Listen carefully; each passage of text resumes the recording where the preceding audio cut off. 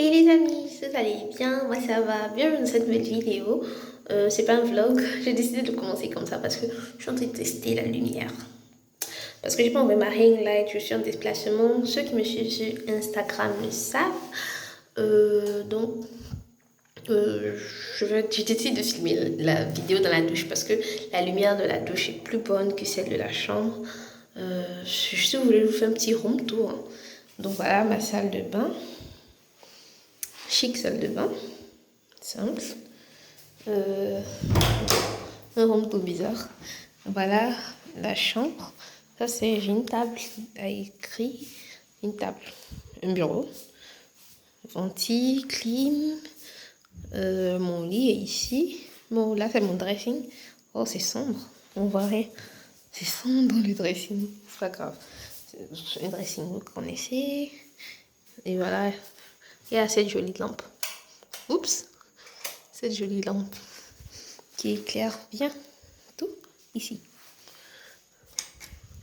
Donc, on se tient après le jingle et on en discute.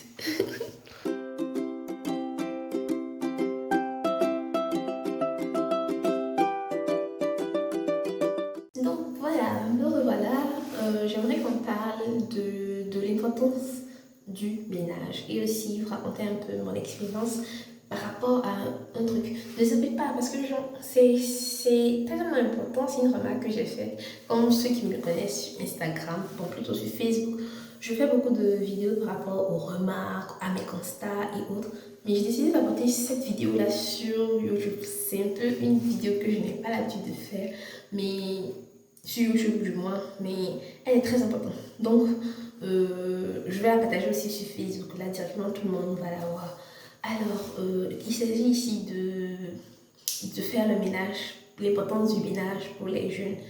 J'étais en train de discuter avec des dames et elles sont en train de raconter leurs expériences par rapport au ménage de leurs enfants. Il y a une dame qui racontait l'expérience que son fils, il vivait en France et là-bas, il ne faisait pas de tâches ménagères, elle s'occupait de tout.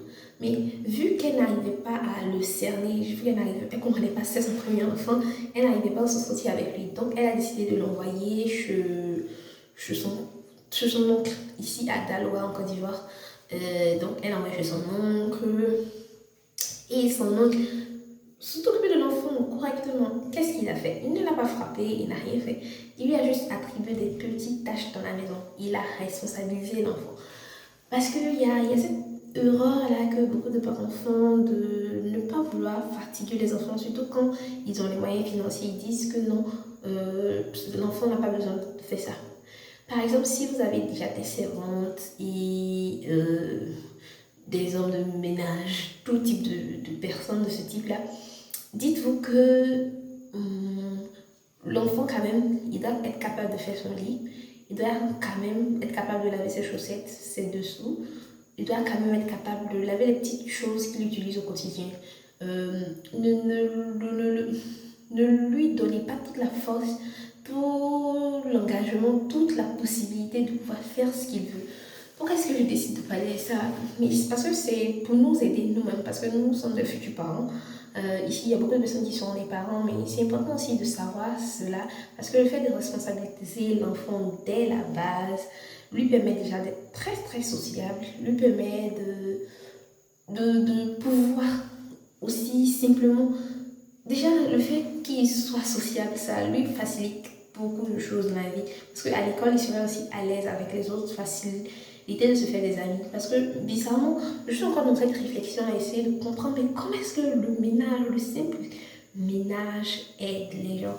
Donc c'est mon expérience, hein, parce que certaines personnes disent que non, le ménage ça prend le temps.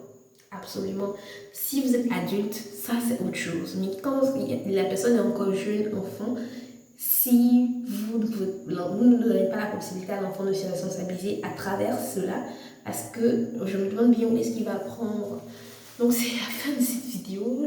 J'espère qu'elle vous a été très utile. Je voulais partager ça avec vous.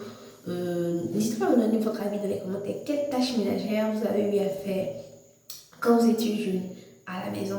Laver les assiettes, balayer la maison, laver la salle de bain, je sais pas. Donc dites-moi, ça m'intéresse vraiment vos avis par rapport à ce sujet. J'aimerais qu'on en discute toujours les séries de débats. Vous savez, sur TikTok, on en discute. Il n'y a pas d'avis universel. Il n'y a pas de que c'est mon idée qui est la meilleure, mais on essaie de discuter, trouver un commun accord. C'est un peu, on va dire, un mot de faire, mais la personne, on tout ça dans le respect et la convivialité. Donc, on se donne rendez-vous pour une prochaine vidéo. Allez, ciao!